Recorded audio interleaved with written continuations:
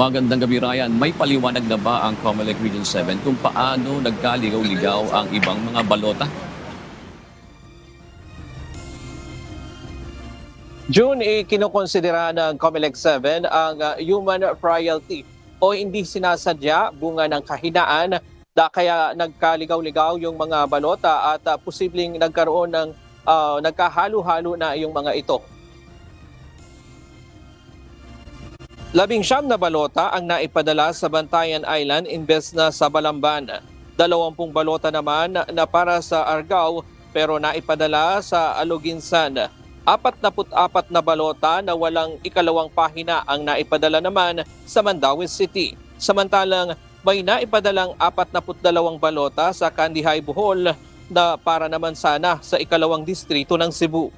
Mayroong 102 ang naligaw na balota sa Tambugon, San Remigio imbes na sa Barangay Lambasan, San Remigio at 319 sa Barangay Canluma, Tabuelan.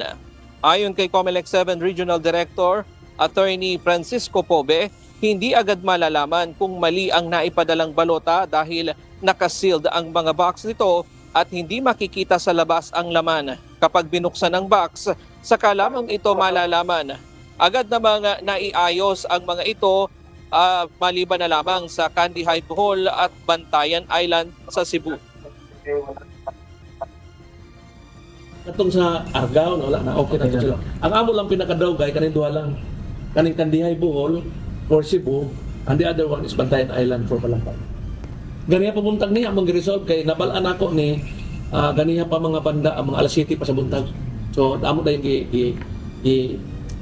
i-resolve ba? Bukod dito, nagkaroon din ng kaunting aberya ang ilang automated counting machine o ACM sa Cebu City. Sa Guadalupe Elementary School na mayroong halos 32,000 botante, 8 ACM ang nagkaproblema sa 8 clustered precinct pagbukas pa lamang ng mga presinto kaninang umaga. Ayaw basahin ang mga makina ng mga balota, ayaw gumana ng iba at nakaranas ng paper jam. Kabilang na dito ang presinto kung saan bumuboto si Cebu Mayoralty candidate Michael Rama.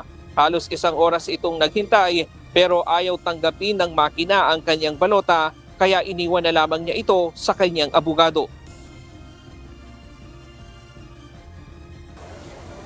Kaya nakakatakot. Bakit ganon? Kaya I wish pag nangyayari ito, buong mundo, buong bansa dapat makukorek. Wala na, I authorize the lawyer.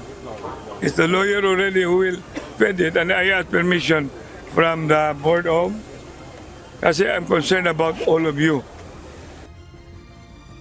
Si Ana May alas 5 pa lang ng umaga pumunta na sa polling center pero napag-alaman niya na deactivated na ang kanyang presidential election bagamat aminado ito na di nakaboto noong 2023. At pagkaalis ni Mayoralty candidate Michael Rama kanina, ilang minuto lamang ay naayos na rin yung makina at naipasok na rin yung kanyang balota at tinanggap na yun ng machine.